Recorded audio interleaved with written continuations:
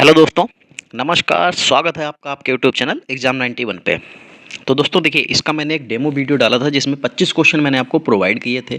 तो मैंने आपसे ये भी कहा था कि जब हम लोग इसको आगे बढ़ाएंगे तो इसको हम लोग बढ़ा के डेली के डेली 50 जो है क्वेश्चंस लेके आएंगे, क्योंकि 5 ही चैप्टर हैं, शायद 6 चैप्टर हैं आपके इसमें सिलेबस में। तो इसमें बहुत ज़्यादा समय नहीं लगेगा, तो इसलिए जो इंपॉर्टेंट क्वेश्चन है हम लोग वही करेंगे। और ये सारे के सारे आपको क्या मिलेंगे, प्रीवियस ईयर के क्वेश्चंस देखने को मिलेंगे।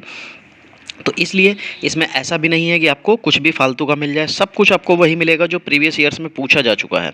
तो हम लोग उसी को कंटिन्यू करते हुए क्वेश्चंस को स्टार्ट करते हैं और पहला क्वेश्चन देखते हैं, क्योंकि कल 25 क्वेश्चन हो चुके थे तो इसलिए 26 से स्टार्ट करके आज हम लोग आगे बढ़ रहे हैं। तो पहला क्वेश्चन है, पुस्तपालन का क्या अर्थ होता है। देखो, जो पुस्तपालन मतलब होता है बुक कीपिंग। क्या होता है? Book keeping. ठीक। बुक कीपिंग का क्यों करते हैं? तो देखो, बुक कीपिंग का सीधा सा पहला मतलब सीधा सा जो अर्थ होता है वो होता है प्रारंभिक पुस्तकों में लेखे करना। बस उसका सीधा सा अर्थ यही होता है। चलो फिर 27 नंबर देखोगे यहाँ पे क्या लिखा हुआ है। दोस्तों देखो, एक चीज़ मैं आपको बता दूं। सॉरी दोस्तों, थोड़ा सा कोल्ड हो रखा है। देखो, जो भी हम लोग क्वेश्चन करेंगे इसमें न्यूमेरिकल्स भी हो सकते हैं। आपको पूरे क्वेश्चन एक पैटर्न पे चलेंगे, सब्जेक्ट वाइज चल रहे हैं, चैप्टर वाइज चल रहे हैं, तो उसी हिसाब से होगा। 27 नंबर देखो क्या लिखा हो। एक विक्रेता अपने 2000 के माल को 1800 में क्रेता को देता है, तो 200 रुपये का जो अंतर होगा वो क्या कहलाएगी? तो नगद छूट कहलाएगी, व्यापारिक छूट कहलाएगी, उधार विक्रय कहलाएगा, या अप्राप्य विक्रय कहलाएगा। तो देखो, जो विक्रेता है उसने अपने 2000 को माल को 1800 में क्या किया, क्रेता को दे दिया, खरीदने वाले को। और क्या किया है, 200 का अंतर आ गया, क्योंकि 2000 की खरीदी थी, 1800 में बेच दी। तो ये जो 200 रुपये की जो अंतर आया है, जो राशि आई है, ये छूट किस श्रेणी के अंतर्गत आता है? तो इसको कहते हैं भाई व्यापारिक छूट। क्या कहते हैं? और ये कटौती जो होती है ये आपकी किस सूची में लिखी जाती है? तो ये मूल्य की सूची में लिखी जाती है। ठीक है। और ये उन ग्राहकों को दी जाती है जो एक ही वस्तु में व्यापार करते हैं। ठीक है। देखो, इस कटौती का सीधा सा अर्थ और यह लाभ यही है कि आपकी जो ग्राहकों की संख्या होती है उसमें वृद्धि करना इसका एक मेन बेसिक लाभ होता है। चलो भाई, फिर 28 नंबर देखो, निम्नलिखित में से किसका उद्देश्य जिम्मा लेना है? तो किसका उद्देश्य जिम्मा लेना है? तो जिम्मा मतलब स्वामित्व होता है। ठीक है। क्या होता है? जिम्मा मतलब स्वामित्व होता है, तो यही आपका आंसर हो जाएगा। चलो फिर देखो, यहाँ पे लिखा हुआ है कि लेखांकन का प्रमुख कार्य क्या होता है। लेखांकन का प्रमुख कार्य क्या होता है? आर्थिक सामांकों का अभिलेख, कार्य हेतु सूचना आधार प्रदान करना, व्यवसायिक लेन देनों का वर्गीकरण एवं अभिलेख करना, गैर आर्थिक लक्ष्यों को प्राप्त करना। तो लेखांकन का जो प्रमुख कार्य है उसका यही है कि व्यवसायिक लेन देनों का वर्गीकरण एवं अभिलेख करना। इसका मेन कार्य यही आ जाएगा। अच्छा, 2 नंबर पे पहुंच गया। वही मैं कहूँ कि इतना पेन पतला कैसे चल रहा है यार। चलो 30 नंबर में देखो क्या लिखा हुआ है। Which of the following is an accounting equations. निम्नलिखित में से जो लेखांकन का जो समीकरण है वो क्या कहलाता है? तो देखो, लेखांकन का समीकरण किससे बनेगा भाई? कैपिटल से बनेगा। तो कैपिटल के लिए जो भी बने हैं आपको पहले वो ले लेने हैं, बाकी आपको छोड़ देने हैं। ठीक है। तो इसका बनता क्या है? तो कैपिटल यानी कि पूंजी। पूंजी क्या होता है? जो हमारी संपत्ति होगी उसमें से जो अभी हमारी लाइबिलिटीज होती हैं उनको हमको घटा दिया जाता है, या ये ऐसे इंग्लिश में कह सकते हैं कि capital equal to assets minus liability होता है। तो यहाँ पे एसेट्स माइनस लाइबिलिटी हो जाएगा। चलो फिर देखो, पूंजी खाता क्या। देखिए, मैं आपको जो भी क्वेश्चंस यहाँ पे करा रहा हूँ वो आपको किसी ना किसी एग्जाम में आए हुए हैं। अब मेन चीज़ क्या है कि ये बुक मेरे पास जो पड़ी हुई है ये आपको टीजीटी पीजीटी के लिए क्वेश्चंस, मतलब टीजीटी पीजीटी के लिए बनी थी। इसमें आपको केवीएस के भी क्वेश्चन देखने को मिल जाएंगे। जो भी क्वेश्चंस आपको इस तरीके के क्वेश्चंस बन सकते हैं, ये क्वेश्चंस आपको यहाँ पे मिल जाएंगे। तो आप अपने दिमाग में ये मत रखिएगा कि यार यहाँ तो हमारे किसी तरीके से नहीं आ रहे। इसमें डीएसएसबी के भी क्वेश्चन हैं, इसमें केवीएस के भी क्वेश्चन है, इसमें एनवीएस के भी क्वेश्चन है। तो हमारे पास हर तरीके के क्वेश्चन उपलब्ध हैं। और हम लोग जब धीरे धीरे करेंगे, तो अभी टीजीटी की कर रहे हैं, ऐसे आगे जब हमारे ये वाले पूरा चैप्टर खत्म हो जाएगा, इसके बाद इसके जितने भी चैप्टर हैं सब खत्म करने के बाद में, क्योंकि आप इनके पेज पे मत जाइएगा कि इसमें कितने पेज होंगे या कितने क्या, कुछ नहीं। जो इंपॉर्टेंट क्वेश्चन है वो मैं जरूर कराऊंगा, आप उसके लिए निश्चिंत रहिए। चलिए, पूंजी खाता खाता है कैसा खाता है? जो पूंजी खाता होता है वो कैसा खाता होता है? तो भाई कैपिटल अकाउंट जो होता है वो हमारा कैसा होता है? तो जिसको कैपिटल अकाउंट को ही हम लोग आहरण खाता है, या जिसको हम लोग ड्राइंग अकाउंट बोलते हैं। ठीक है, इसी को बोलते हैं। और ड्राइंग अकाउंट को हम लोग क्या कहते हैं? उसी को व्यक्तिगत खाता भी कहते हैं। तो यहाँ पे ये व्यक्तिगत खाता के अंतर्गत चला जाएगा। चलो फिर 32 नंबर देखो, 32 नंबर में क्या लिखा हुआ है, निम्नलिखित में कौन सा एक सही लेखांकन का समीकरण है। अब फिर वही से सही लेखांकन का अगर समीकरण की बात करेंगे तो वहाँ हमें कैपिटल में मिला था, यहाँ पे हमको परिसंपत्ति में मिला है। संपत्ति जो थी वो दायित्व प्लस स्वामी का इक्विटी कह सकते हैं, स्वामी की जो इक्विटी होती है दोनों को जोड़ देंगे, या कह सकते हैं कि कैपिटल इक्वल टू क्या होता था, एसेट्स माइनस लायबिलिटी, जैसा भी आपकी इक्वेशंस मिल जाएंगी, ठीक है, तो वो हो सकता है। लेकिन यहाँ पे हमको संपत्ति में तो दिया नहीं है, तो किस में दिया है, तो भैया हमको दिया है यहाँ पे ये परिसंपत्ति में दिया है। किस में दिया है, परिसंपत्ति में। अगर परिसंपत्ति की बात आ जाएगी तो दायित्व प्लस स्वामी की जो इक्विटी होती है वो ली जाती, ठीक है। तो क्या हो जाएगा, परिसंपत्ति बराबर हो जाएगा दायित्व प्लस स्वामी की इक्विटी। चलो 33 number, the institute of cost and works accounts of India का प्रधान कार्यालय स्थित है। ये जो कार्यालय है ये कहाँ स्थित है, तो दोस्तों ये कोलकाता में स्थित है। कहाँ पे, कोलकाता में। इसी को हम लोग क्या कहते हैं, ICWAI, क्या कहते हैं, ICWAI, ठीक है, इसको हम लोग ये कहते हैं, ठीक।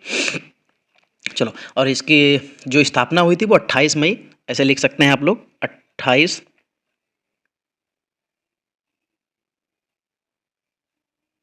28 मई 1959 में, ठीक है। इसकी स्थापना जो है 28 मई 1959 को हुई थी। इसको इसका प्रधान कार्यालय है वो कोलकाता में स्थित है। चलो फिर क्वेश्चन नंबर 34, क्या लिखा हुआ है, आधुनिक लेखांकन प्रणाली का जो है जनक किसको माना जाता है। देखो ये क्वेश्चन मैं आपको बता दूं, जब हम लोग 11th में पहुंचते हैं, 11th में जब भी आप पढ़ेंगे तो उसमें बुक्स पढ़ते हैं तो उसमें कई बार ये क्वेश्चंस इस तरीके की परिभाषाएं, इस तरीके की शुरुआत आपको मिल जाती है। तो इसकी जो है आधुनिक लेखांकन प्रणाली का जो जनक माना जाता है तो वो लूकास को माना जाता है। किसको लूकास को माना जाता है, पैसिओली को, ठीक, लूकास पैसिओली को माना जाता है। चलो भाई 35 नंबर देखो, निम्नलिखित में कौन सा एक कार्य लेखांकन का नहीं है। अब लेखांकन के जो कार्य हैं वो मैं आपको पहले भी बता चुका हूँ, ठीक है। इसके जो कार्य हैं इनमें से कौन सा इसके कार्य में नहीं आएगा, तो क्या आएगा, लाभ अधिकतमीकरण जो होगा, ठीक है, अधिकतमीकरण, ये इसके कार्य में नहीं आएगा। इसके जो कार्य होते हैं वो इस तरीके से होते हैं, मैं आपको बता दूं इसके 8-9 कार्य होते हैं, 8 कार्य होते हैं, वो मैं बता देता हूँ। वैधानिक आवश्यकताओं को पूरा करना, व्यवसाय की संपत्ति की रक्षा करना, अभिलेखों को व्यवस्थित करना, पुस्तपालन की गणित संबंधी त्रुटियों का पता लगाने के लिए खाता बही की सहायता से तलपट बनाना, वर्ष के अंत में वित्तीय विवरण तैयार करना, ठीक है, और फिर भूल सुधार तथा समायोजन के लेखे करना, और लास्ट में लेखांकन की सूचनाओं का विश्लेषण तथा निर्वाचन करना। ठीक है, तो ये चीज़ ऐसा है, देखिए मैंने जब बीकॉम किया था तो मुझे एक बार ऐसा हुआ था कि मुझे न्यूमेरिकल पूरा नहीं आ रहा था, तो मैंने क्या किया कि मुझे जितना हिस्सा उसका आ रहा था मैंने उतना लगाया, और बाकी उसके सारे के सारे अकाउंट्स बना के क्लोजिंग नहीं की। मैंने क्या किया, सिर्फ लाइन खींची, जितनी अमाउंट्स मुझे पता थी मैंने भर दी, बाकी नीचे क्लोजिंग नहीं की, नेक्स्ट अकाउंट पे चले गए। वहाँ पे भी मुझे जो भी अमाउंट्स पता थी मैंने फिल कर दी, बाकी छोड़ दी। ऐसे कर करके मैंने जितने भी अकाउंट उसके बनने थे उस क्वेश्चन के हिसाब से मैंने वो सारे किए। उसमें 5 अकाउंट्स बनने थे, मैंने सारे के सारे किए, छोड़ दिए। 10 नंबर का क्वेश्चन था, बंदे ने मुझे 5 नंबर दे ही दिए होंगे, इसीलिए मेरे जो है उस न्यूमेरिकल वाले पोर्शन में जिसमें मुझे न्यूमेरिकल ही नहीं आते थे सारे के सारे लगाना, 1-2 नंबर वाले जो भी आते थे वो लगाए, बाकी मैंने सारे ऐसे ही जो 5 नंबर का था 10 नंबर का था सब में ऐसे आधे आधे लगा के छोड़ दिए। मेरे उसमें नंबर आए थे 50 नंबर में शायद 36 नंबर आ गए थे, 50 नंबर में 36 नंबर। तो बस वही चीज़ मैं कहना चाह रहा हूँ कि आपको क्या होना चाहिए, बेसिक पता होना चाहिए, बाकी आपको यहाँ पे कुछ भी ऐसी दिक्कत नहीं होती है। चलो यहाँ पे कंसीडर द फॉलोइंग स्टेटमेंट, निम्नलिखित कथनों पर विचार करना है। पहला क्या कथन है, लेखांकन व्यवसाय की भाषा है। अच्छा, लेखांकन व्यवसाय की भाषा है। हाँ सही है, accounting is the language of business, बिल्कुल सही हो जाएगा। Accounting provides all information need bye businessman, लेखांकन व्यवसायी द्वारा आवश्यक सभी सूचना प्रदान करता है। हाँ ये भी सही है। अब नीचे दी गई कोडिंग की योजना के अनुसार उसका उत्तर देना। अच्छा, तो अच्छा हमको इनके आंसर देना है। ए और आर दोनों सही हैं, ए की सही व्याख्या आर है। हाँ यही बिल्कुल सही हो जाएगा, क्योंकि दोनों के दोनों सही थे और वो उसकी व्याख्या भी कर रहा था। ठीक है, तो यहाँ पे पहला ऑप्शन आपका बिल्कुल सही हो जाएगा। चलो अब देखो यहाँ पे 37 नंबर जो है हमको क्या दे रखा है भाई, एक 37 नंबर जो है एक तरीके का न्यूमेरिकल है।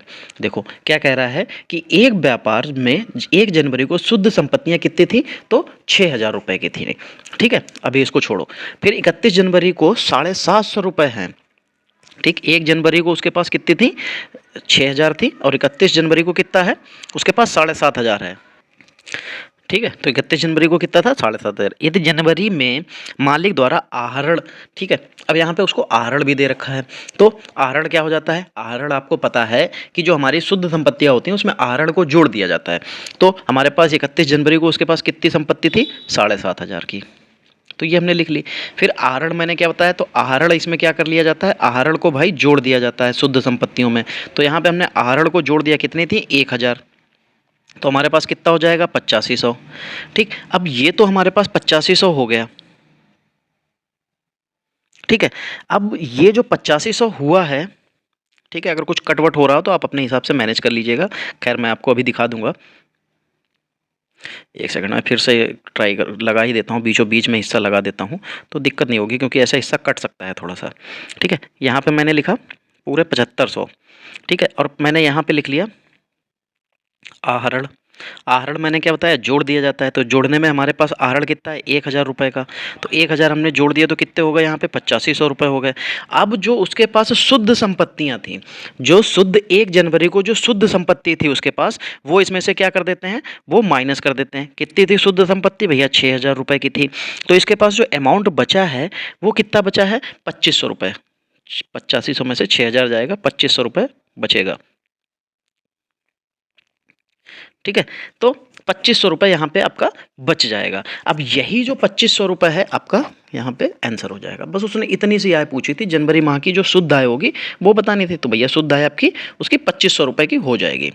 चलो 38 देखो, 38 में क्या हो जाएगा, निम्नांकित में से कौन एक चालू दायित्व का में संपन्नहीनता सन्निहित सन्निहित नहीं है। ठीक है, ऊपर इंग्लिश में भी देख लेते हैं, which one of the following does not constitute a current liabilities. Constitute यानी कि जो उसमें सन्निहित नहीं है, उसने ये पूछा है। तो जो यहाँ पे दे रखा है कॉन्टीजेंट लायबिलिटी यानी कि संभाव्य दायित्व, तो ये इसमें जो चालू दायित्व में जो सन्निहित ये जो होते हैं, ये इसमें सन्निहित नहीं होता है। चलो 39 नंबर देखो। देखो जो संभाव्य दायित्व होता है उसका वास्तव में अगर देखा जाए तो कोई दायित्व नहीं होता है। ठीक है, वे एक तरीके की संभावना मात्र होते हैं। क्या होते हैं भाई, एक तरीके के दायित्व होने की संभावना को दिखाते हैं सिर्फ। ठीक है, और जो चिट्ठा होता है हमारा, उसमें दायित्व पक्ष की जो राशि होती है उसमें स्तंभ में इसको कभी भी दर्शाया नहीं जाता है। ठीक है, इसके अलावा अगर दर्शाया नहीं जाता है, बस ये जरूर कह सकते हैं कि हाँ विवरण में जो है टिप्पणी में दिखाया जा सकते हैं। इसको कहाँ दिखाया जा सकता है, जो हमारे विवरण की टिप्पणी होती है उसमें इसको दिखाया जा सकता है। चलो 39 number, prepaid insurance account is, पूर्व दत्त बीमा खाते जो होते हैं वो क्या होते हैं, तो वो क्या होते हैं, वो एक तरीके की संपत्ति होती है। तो संपत्ति यहाँ पे व्यय दे रखा है, आय दे रखा है, ये काटते जाइए, संपत्ति दे रखा है, ये लगा लीजिए, और ये दायित्व लायबिलिटी नहीं होते, एसेट्स होते हैं। चलो 40 number, which of the following is a personal account.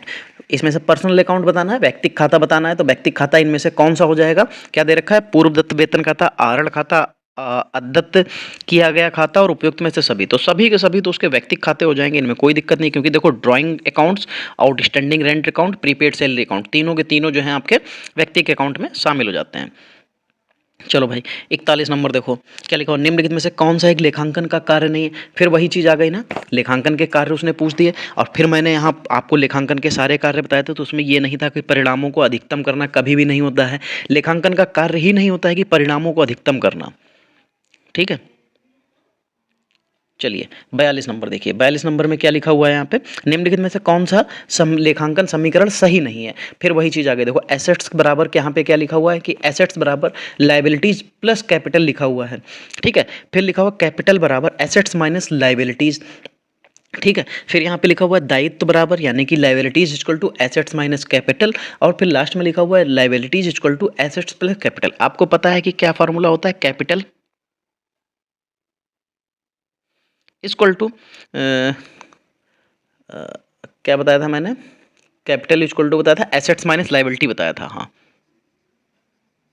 Assets minus liability. ठीक है, तो एसेट्स माइनस लाइबिलिटी बताया था, तो अब आप इसको हर बार उलट फलट कर सकते हैं। देखो यहाँ पे लिखा हुआ एसेट्स यानी कि संपत्ति। ठीक है, तो अगर ये इधर माइनस का इधर जाएगा तो प्लस का हो जाएगा। देखो लाइबिलिटी प्लस कैपिटल लिखा है, सही है। कैपिटल बराबर एसेट्स माइनस लाइबिलिटी, ये भी सही है। दायित्व बराबर संपत्ति माइनस पूंजी, यानी कि लाइबिलिटीज, अगर लाइबिलिटीज को इधर एक तरफ रखेंगे, इसको इधर लेके जाए तो ये इधर जब जाएगा तो माइनस का हो जाएगा, यानी कि एसेट्स माइनस कैपिटल हो जाएगा। बिल्कुल सही लिखा। अब लाइबिलिटीज ये प्लस का हो गया, बस यही गलत हो गया। ठीक है, तो आपको अगर एक फार्मूला अगर पता है तो उससे रिलेटेड अगर आपको कोई क्वेश्चन पूछा जाएगा तो आपसे गलत नहीं होगा। स्वामी द्वारा अपने निजी उपयोग हेतु व्यवसाय से माल निकालने पर क्रेडिट किया जाएगा। क्या पूछा है? स्वामी द्वारा अपने निजी उपयोग हेतु व्यवसाय से माल निकालने पर क्रेडिट किया जाएगा। तो कहाँ किया जाता है? तो भैया रहतिया खाता होता है, यानी कि स्टॉक अकाउंट में। क्योंकि उसने क्या किया था, अपने जो है प्रयोग के लिए उसने क्या किया था, स्टॉक से जो हमारा जो उपयोग हेतु उसने व्यवसाय माल निकालने पर क्रेडिट किया जाएगा, तो उसको स्टॉक अकाउंट में किया जाएगा। चलो 44 नंबर देखो, भारतीय लेखांकन मानक परिषद ASBI द्वारा निर्गमित प्रथम लेखांकन मानक संबंधित है। तो ये किससे संबंधित हो जाएगा? तो स्कंदन के मूल्य से, ह्रास मूल्य से, लेखांकन नीतियों के प्रकटीकरण से, हाँ इससे हो सकता है आय की पहचान से। तीसरा ही सही हो जाएगा, क्योंकि उसने पूछा था कि ASBI द्वारा निर्मित प्रथम लेखांकन मानक, यानी कि जो फर्स्ट जो अकाउंटिंग स्टैंडर्ड फर्स्ट है वो संबंधित किससे? तो उसकी नीतियों के प्रकटीकरण से संबंधित है वो। चलो 45 नंबर देखो क्या लिखा है। The chartered accountant act was enacted in the year. Chartered accountant अधिनियम कब पारित किया गया था? इसके लिए मैंने आपको बहुत पहले बताया था कि 1949 में हुआ था। जो चार्टर्ड अकाउंटेंट अधिनियम जो था 1949 में पारित किया गया था, और इसे पूरे जो देश था, ठीक है, या कह सकते हैं कि पूरे पेशे को पूर्ण स्वायत्तता प्रदान की गई थी। ठीक है, सरकार ने जो था इसे पूर्ण पेशे को संपूर्ण स्वायत्तता प्रदान कर दी थी। अंतर्राष्ट्रीय लेखा मानक समिति की लेखा मानक संख्या 2 का विषय क्या है? अच्छा, लेखा मानक वही अकाउंटिंग स्टैंडर्ड जिसको AS ऐसे करके लिखा जाता है, AS2 के बारे में क्या कहा गया है? तो देखो जो अच्छा लेखा मानक संख्या है तो IAS हो जाएगा। ठीक है, IAS हो जाएगा। लेखा मानक संख्या 2 का विषय क्या हो जाएगा? तो इसका विषय भैया यही पहले में दे रखा है कि स्टॉक मूल्य का मूल्यांकन और प्रस्तुतिकरण, या कह सकते हैं valuation and presentation of inventories. चलो 47 नंबर देखो क्या हो जाएगा। आधुनिक युग में लेखांकन माना जाता है। जो आधुनिक युग है उसमें लेखांकन किसको मानते हैं? तो यहाँ पे लिखा हुआ है कि मौद्रिक इकाइयों में व्यक्त किए जाने वाले व्यवहारों के लेखांकन, वर्गीकरण तथा संक्षिप्तीकरण करने की कला के रूप में, व्यवसाय की भाषा के रूप में, व्यावसायिक सूचनाओं के स्रोत के रूप में, और उपयुक्त तो सभी। तो भैया यहाँ पे जो सभी ऑप्शन दे रखे हैं यही भैया आपका बिल्कुल सही हो जाएगा।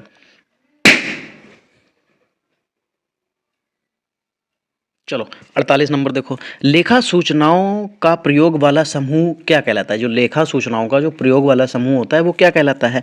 व्यवसाय के स्वामी, यानी कि owners of the business, managers of the business, potential investors of the business, यानी कि व्यवसाय के भावी विनियोजक। तो अगर लेखा सूचनाओं का प्रयोग वाला समूह जो है तो वो ऑल ऑफ द एबव कहलाएगा, यानी कि ये सभी ऑप्शन आपके सही हो जाएंगे।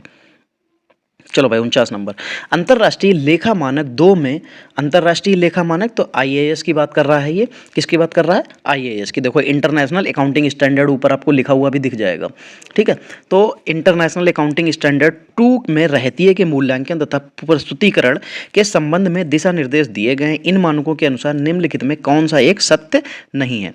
चलो भाई यहाँ पे जो मानक दे रखे हैं हम लोग उनको पढ़ते हैं और फिर देखते हैं सत्य कौन सा नहीं है। चलो क्या लिखा हुआ, रहतिया का मूल्यांकन ऐतिहासिक लागत अथवा शुद्ध वसूली मूल्य दोनों में से जो कम हो पर करना चाहिए। हाँ, होना तो चाहिए। क्षतिग्रस्त सामग्री की लागत को निर्मित माल के रहतिये के मूल्यांकन हेतु जोड़ देना चाहिए।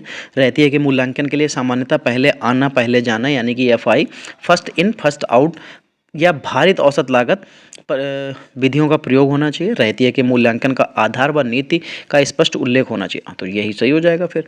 ठीक है, जो अंतर्राष्ट्रीय लेखा मानक द्वारा जारी किए गए लेखा मानक 2 के अंतर्गत जो है रहतिये के जो मूल्यांकन तथा प्रस्तुतिकरण के संबंध में जो आवश्यक निर्देश, जो दिशा निर्देश हैं वो दिए गए हैं, जिसमें रहतिये के मूल्यांकन के आधार पर वह उसके नीति का स्पष्ट उल्लेख किया गया है। ये बात कर सकते हैं हम लोग। चलो यहाँ पे 50 नंबर देखिए क्या लिखा हुआ है। 50 नंबर में यहाँ पे लिखा हुआ है कि निम्नलिखित में से कौन सा कथन सत्य है? तो भैया सत्य देखते हैं। देखो जब सत्य और असत्य आते हैं तो थोड़े से टिपिकल हो जाते हैं, तो कोई दिक्कत नहीं है। चलो हम लोग देख लेते हैं कि भवन खाता एक अव्यवसाय अवास्तविक खाता है। अच्छा, नॉमिनल अकाउंट नहीं। Outstanding rent account is a non personal account. अच्छा, every debit has a corresponding credit, यानी कि प्रत्येक विकलन डेबिट का समाकलन क्रेडिट अवश्य होता है। हाँ, ये चीज़ बिल्कुल सही हो जाएगी कि अगर हम लोग कुछ क्रेडिट करेंगे तो वो डेबिट भी होगा। देखो इसके 4-5 तरीके होते हैं, मैं सब बता देता हूँ। भवन खाता एक वास्तविक खाता होता है, अवास्तविक नहीं होता है। जो अदत्त किराया खाता जो आपको लिखा था व्यक्तिगत खाता की श्रेणी में ये आता है। फिर जो लिखा होता जो प्रत्येक विकलन डेबिट या संकलन, वो तो सही था, चलो ठीक है। लेखांकन की दोहरा रेखा प्रणाली जो होती है उसके अनुसार प्रत्येक विकलन यानी कि प्रत्येक डेबिट और क्रेडिट अवश्य होता है। और आय एवं लाभों में से संबंधित खातों को क्रेडिट किया जाता है। इससे ये स्पष्ट होता है क्या कि आपका जो उसने सही पूछा था तो सही क्या हो जाएगा, तीसरा अकाउंट सही, तीसरा ऑप्शन सही हो जाएगा। चलो भाई 51 नंबर देखो, 51 में क्या सही हो जाएगा। तो यहाँ पे लिखा हुआ है कि निम्नलिखित क्रियाओं पर विचार कीजिए। क्या क्रियाएं दे रखी हैं? व्यवसाय के निष्पादन का संक्षिप्तीकरण, व्यावसायिक लेन देनों का विश्लेषण और परिणामों का निर्वाचन, लेन देनों का लेखांकन। फिर लिखा हुआ है लेखाक्रम चक्र के उपयुक्त का सही क्रम लिखना है। तो देखो अगर सही क्रम की बात करेंगे तो सबसे पहले तो हमारा ये हो जाता है, क्या हो जाता है, चौथा ऑप्शन, तो इसको नंबर 1 पे ले लीजिए। फिर उसके बाद में व्यवसायिक लेन देनों का विश्लेषण करना पड़ता है तो 2 नंबर पे ये आ जाएगा। फिर व्यवसाय के निष्पादन का संक्षिप्तीकरण तो 3 नंबर, और लास्ट में परिणामों का निर्वाचन 4 नंबर। तो यानी कि अगर हम लोग देखेंगे तो 4 2 3 1 4 2 अच्छा 1 3 4 2 1 3 चीज चौथे ऑप्शन दूसरे ऑप्शन में सॉरी दिख जाएगा, यही आपका सही हो जाएगा। चलो 52 नंबर देखो क्या है। पुस्तपालन की दोहरी प्रविष्टि प्रणाली में एक सौदा प्रभावित करता है। क्या प्रभावित करता है? एक खाता 2 बार, 2 खातों को एक ही समय में, एक खाते के 2 प्रकार से और 2 खातों को प्रत्येक को 2 प्रकार से। तो इसमें 52 नंबर में उसने पूछा था पुस्तपालन की दोहरी प्रविष्टि प्रणाली में एक सौदा प्रभावित करता है। अच्छा, अगर एक सौदा जो प्रभावित करेगा तो 2 खातों को एक ही समय पर प्रभावित करेगा, ठीक है, क्योंकि वो दोहरा लेखा प्रणाली है ना। उसने सीधी सिंपल सी दोहरी प्रविष्टि की बात की है, तो प्रत्येक सौदों में क्या होगा, एक तो डेबिट होगा और दूसरा क्रेडिट, 2 प्रकार से लिखते हैं तो इसलिए इसको दोनों खातों में प्रभाव पड़ता है, ठीक है, ये कह सकते हैं। चलो भाई अगले क्वेश्चन की तरफ चलते हैं। 53 नंबर देखो क्या लिखा हुआ है। निम्नलिखित में कौन एक लेखा समीकरण नहीं है? अब फिर वही चीज़ देखिए, परिसंपत्तियों से पूछा गया है कि इसमें से लेखा समीकरण नहीं है, तो परिसंपत्तियां बराबर देय प्लस पूंजी तो बिल्कुल है। परिसंपत्तियां बराबर देय माइनस पूंजी, जब प्लस होगा तो माइनस हो नहीं सकता, तो यानी कि आपका सही आंसर यही हो जाएगा। लीजिए भाई 54 नंबर देखो क्या हो जाएगा। निम्नलिखित में से सही लेखा समीकरण कौन सा है? अब फिर वही चीज आ गया कि सही लेखा समीकरण कौन सा होगा। अब अगर लेखा समीकरण पूछा गया तो लेकिन यहाँ पे मेन चीज़ फिर भाई ऊपर से आ गई कि अगर हम लोगों ने पिछला क्वेश्चन अगर देखा होता तो उसमें क्या लिखा था, परिसंपत्तियां बराबर देयताएं प्लस पूंजी। क्या लिखा था? परिसंपत्तियां, ऐसे लिख सकते हैं एक बार इसको, परिसंपत्तियां बराबर देयताएं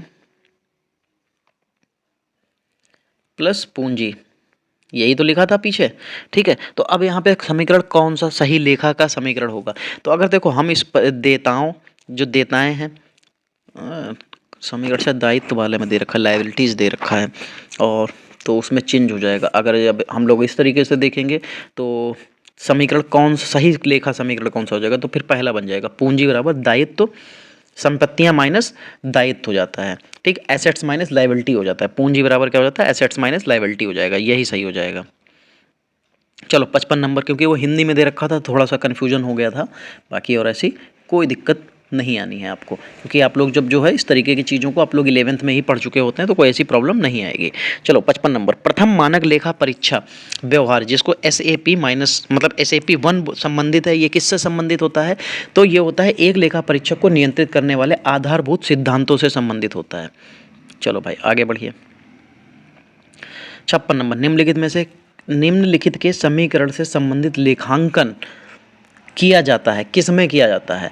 और कंपनी के एकीकरण से संबंधित लेखांकन किया जाता है, किस में किया जाता है? तो वो AS 14 होता है, अकाउंटिंग स्टैंडर्ड 14 होता है, उसमें किया जाता है। अकाउंटिंग स्टैंडर्ड 20 जो दे रखा है इसमें प्रति अंश आय अर्जन के बारे में बताया गया है। अकाउंटिंग स्टैंडर्ड 16 जो लिखा हुआ है इससे ऋण से संबंधित लागत का लेखांकन बताया गया, और अकाउंटिंग स्टैंडर्ड 12 जो लिखा है इसमें सरकारी अनुदान का लेखांकन से संबंधित होता है, ये बताया गया है, ठीक है। चलो 57 नंबर देखो क्या हो जाएगा। निम्नलिखित में से कौन सा सही समीकरण है? चलो भाई फिर वही सही समीकरण की बात आ गई। चलो ये देखते हैं इसमें से कौन सा सही हो जाएगा। तो संपत्तियां बराबर दायित्व प्लस पूंजी, बिल्कुल सही हो जाएगा, तीसरा ऑप्शन। चलो 58 नंबर देखो क्या हो जाएगा। एक व्यापार के शुद्ध मूल्य का अर्थ होता है, जो एक व्यापार होता है उसके शुद्ध मूल्य का जो अर्थ होता है वो क्या होता है। तो जो कुल संपत्ति यानी कि जो टोटल एसेट्स होती है उसमें से अगर आप टोटल एक्सटर्नल लाइबिलिटीज को माइनस कर देंगे तो वो हमारी शुद्ध संपत्तियां यानी कि शुद्ध मूल्य बन जाता है। तो यहाँ पे जो चौथा ऑप्शन दे रखा है ये बिल्कुल सही हो जाएगा। चलो 59 नंबर देखो, लेखांकन मानक 8 का संबंध किससे। लेखांकन मानक यानी कि अकाउंटिंग स्टैंडर्ड जो 8 है हमारा वो किससे रिलेटेड है। तो वो रिलेटेड हो जाता है accounting for research and development, किससे, शोध एवं विकास हेतु लेखांकन से। देखो ये अकाउंटिंग स्टैंडर्ड है, आपको याद तो करने पड़ेंगे भाई। अब जैसे अकाउंटिंग स्टैंडर्ड थर्ड आ गया, अब भाई अकाउंटिंग स्टैंडर्ड थर्ड का मतलब क्या होता है, तो इसका होता है कैश फ्लो स्टेटमेंट से रिलेटेड होता है ये। चलो भाई 61 नंबर देखो, फिर लिखा हुआ है कि भारतीय लेखांकन मानक यानी कि Indian standard Indian accounting standard 10 जो है वो किससे रिलेटेड है, तो वो होता है अकाउंटिंग फॉर फिक्स्ड एसेट यानी कि स्थिर संपत्तियों के लेखांकन से रिलेटेड होता है। फिर लेखांकन प्रमाप, ठीक, क्या लिखा हुआ है, लेखांकन प्रमाप 14 के अनुसार क्रय प्रतिफल भुगतान होता है जो निम्नलिखित में से किसको देय होता है। तो वो अंशधारी को दिया जाता है, किसको दिया जाता है, जो अकाउंटिंग स्टैंडर्ड 14 है उसके अनुसार अगर हम लोग बात करेंगे तो वो किसको दिया जाता है, वो अंशधारी को दिया जाता है। ठीक है, देखो मैं आपको बताऊं, अगर आपको ये चीज़ें जो पढ़नी है अकाउंटिंग स्टैंडर्ड तो आप 11th की बुक उठा लीजिएगा अकाउंटिंग की, ठीक है, आप उससे पढ़ लीजिए। अगर आपको अकाउंटिंग उसमें नहीं अच्छे से मिल पा रहा है तो वैसे अकाउंटिंग 11th क्लास में भरपूर तरीके से अच्छे मिल जाएगा। अगर ना मिले तो फिर आप बीकॉम की भी उठा लीजिएगा अकाउंटिंग की बुक, आपको उसमें पूरा विस्तारित हर तरीके के अकाउंटिंग स्टैंडर्ड दे रखे हैं और बहुत विस्तारित और बहुत अच्छे से समझाए गए हैं। चलो, जो फिर लेखांकन प्रमाप 14 क्या है, तो यानी कि अकाउंटिंग स्टैंडर्ड यानी कि ऐसे इसको ऐसे लिख सकते हैं कि AS 14 किससे रिलेटेड है या उसमें क्या दे रखा है, तो उसमें भैया सम्मिश्रण हेतु लेखांकन दे रखा है। ठीक है,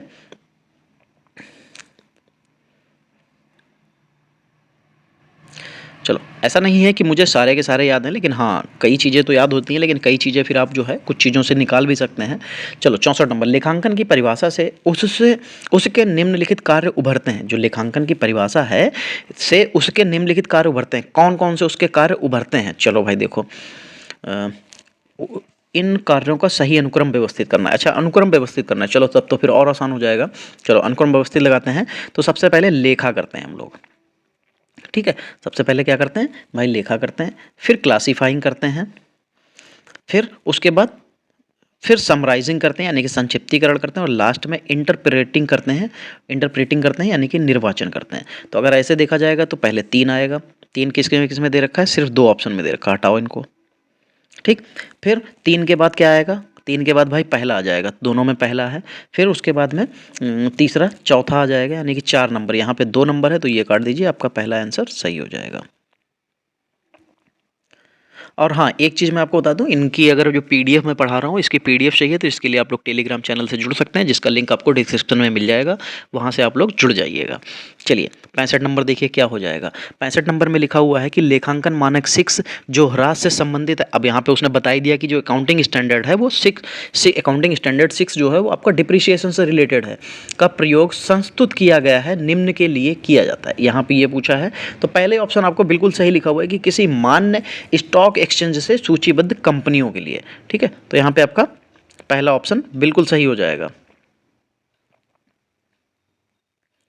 चलो 66 नंबर देखो क्या लिखा हुआ है, लेखांकन का मुख्य उद्देश्य निम्न की जानकारी से है। उद्देश्य जो है निम्न की जानकारी से है, किसकी जानकारी से है, चलो देखते हैं। यहाँ पे क्या क्या दे रखा है कि प्रॉफिट और loss and assets and liabilities of the business, positions of the stock of goods, positions of cash, errors and frauds of the employees, यानी कि the main objective of accountancy is to know about the, तो profit और loss and assets and liabilities of the business, यानी कि व्यापार के लाभ हानि तथा संपत्तियों और दायित्वों को ज्ञात करना ही जो है वो उसका प्रमुख उद्देश्य माना जाता है। ठीक है, चलो भाई आगे बढ़ेंगे। भाई मैं GS की क्लास स्टार्ट करने वाला हूँ और वो लाइव क्लास में चलेगा, तो जिनको भी GS की क्लास करनी है तो भैया आप लोग सभी लोग बिल्कुल आमंत्रित हैं, और अपने दोस्तों को भी साथ में लेके आइए, क्योंकि GS की क्लास बहुत अच्छी होने वाली है। सब्जेक्ट वाइज चलेगी, चैप्टर वाइज चलेगी, चलो, तो कैपिटल ऑफ बिजनेस व्यवसाय की पूंजी है, वो कैसी पूंजी होती है व्यवसाय की? कैश होती है, एन एसेट्स होती है, लायबिलिटीज होती है, नन ऑफ द एबव होती है।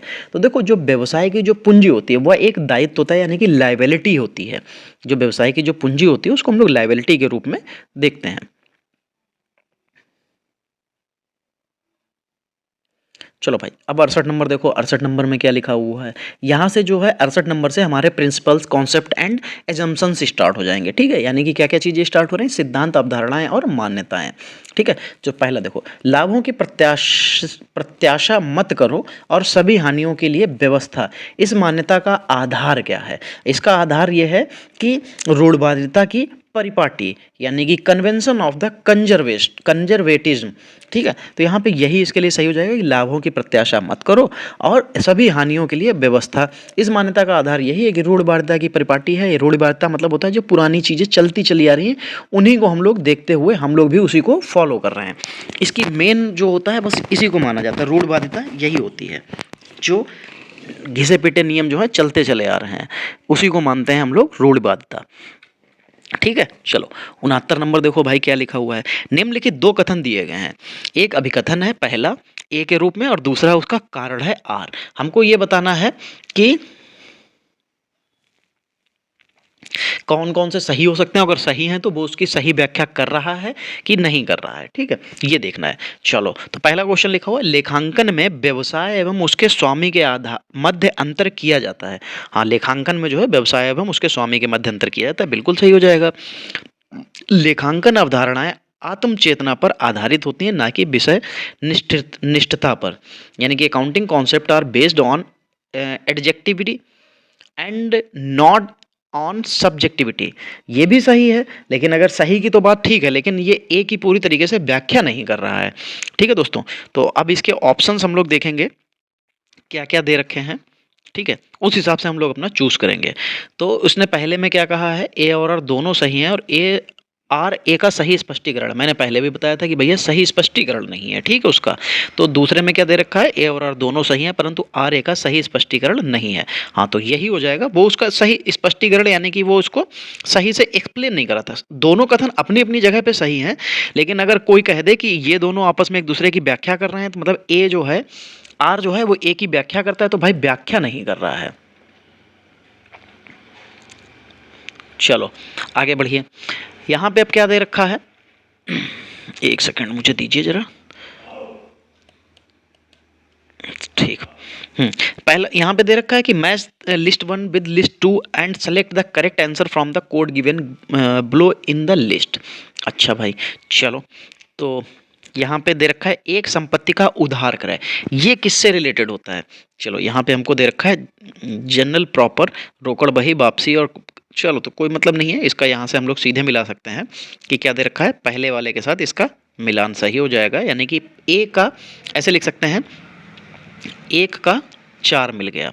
ठीक है, फिर बी में देखिए क्या लिखा हुआ है, एक संपत्ति की नगद बिक्री। ठीक है, एक संपत्ति की जो नगद बिक्री होती है वो रोकड़ बही के साथ जाती है, तो इसलिए इसको यहाँ पे आ जाएगा, यानी कि बी का 3 लिख लीजिए। ठीक है, फिर सी में देखिए क्या लिखा हुआ, आवक वापसी। तो आवक वापसी जो है विक्रय वापसी उसको कहते हैं, क्या कहते हैं, विक्रय वापसी, यानी कि सेल्स रिटर्न। तो अब ये किस में हो जाएगा, ये भैया C2 में हो जाएगा, और ये 4 नंबर यहाँ 4 नंबर यहाँ पे पहुँच जाएगा। यहाँ पे लिखना चाहिए था 1 4 और यहाँ पे इसको काटिए और ये कितना हो जाएगा, D1 हो जाएगा। तो यानी कि हम लोग ऐसे कह सकते हैं कि ए का 4 है, ठीक है, बी का 3 है, ए का 4 वाला तो सिर्फ एक ही दिख रहा है, और वो किस ऑप्शन में आपको दिख रहा है, तो भैया वो आपको ऑप्शन नंबर 3 में दिख रहा है। तो बस भैया 3 नंबर आपका बिल्कुल सही हो जाएगा। चलो 71 नंबर देखो क्या हो जाएगा। अच्छा, यहाँ पे भी सूची 1 और सूची 2 को मिलाना है, तो चलो फिर जब एक सूची 1 और सूची 2 को मिलाना ही है तो यहाँ पे तो हमको दे नहीं रखी है। अरे भाई पेज क्यों जुड़ रहे हो यार।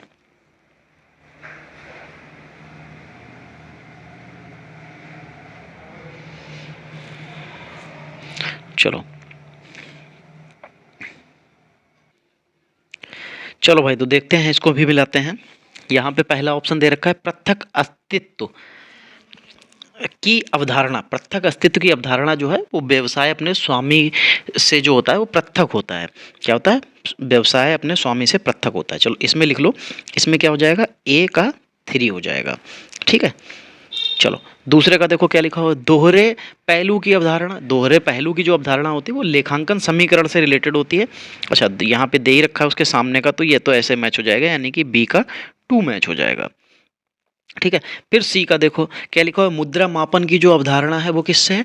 वो घटनाओं लेन देन मापन मुद्रा के रूप में होती है। तो उसको देखिए, घटनाओं लेन देन मुद्रा मापन के रूप में हो जाएगी। तो ये किस में हो जाएगी?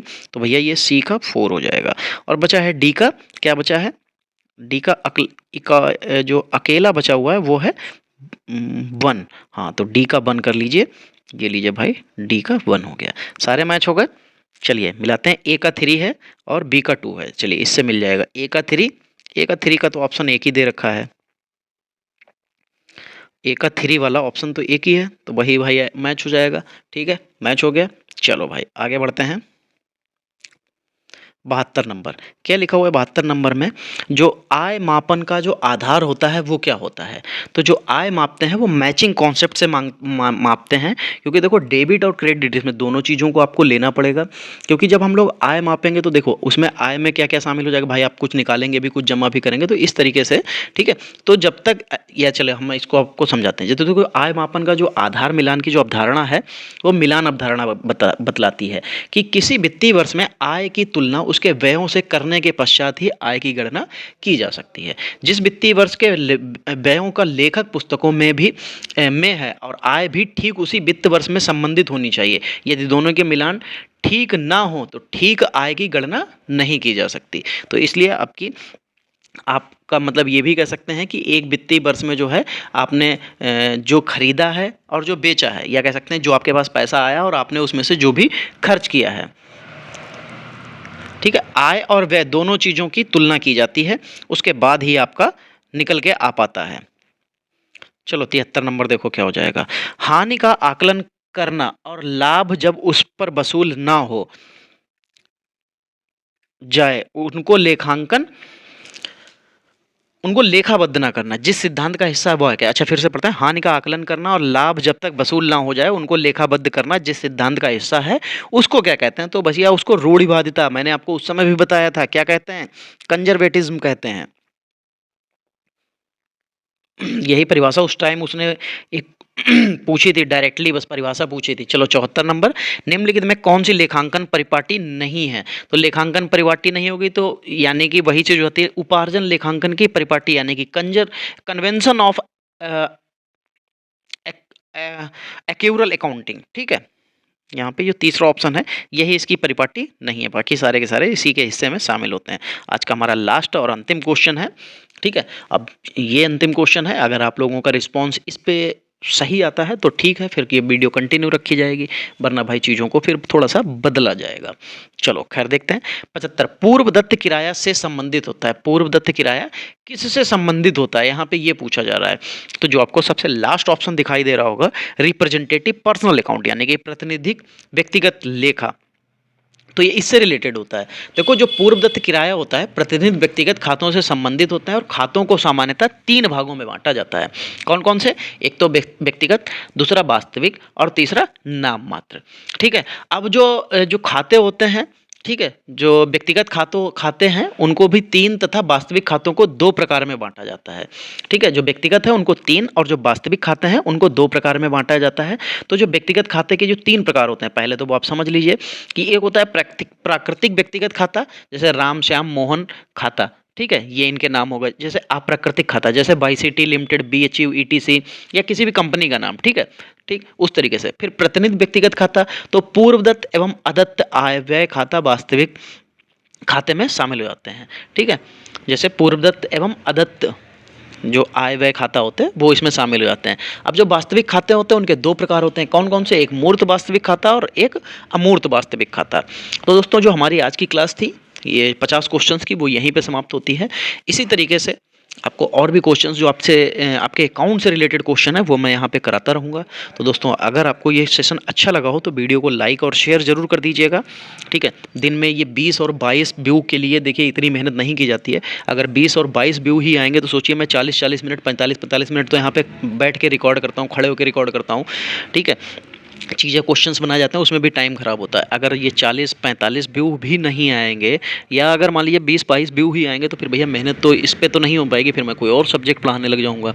मैंने इसको इसलिए भी स्टार्ट किया क्योंकि मैंने सोचा कि इसको अभी से स्टार्ट करते हैं, पेपर आने वाला है तो आप लोगों को इसमें फ़ायदा मिल जाएगा। खैर चलो फिर आज की क्लास यहीं पर समाप्त होगी, मिलेंगे हम लोग अगली क्लास में, तब तक के लिए जय हिंद दोस्तों।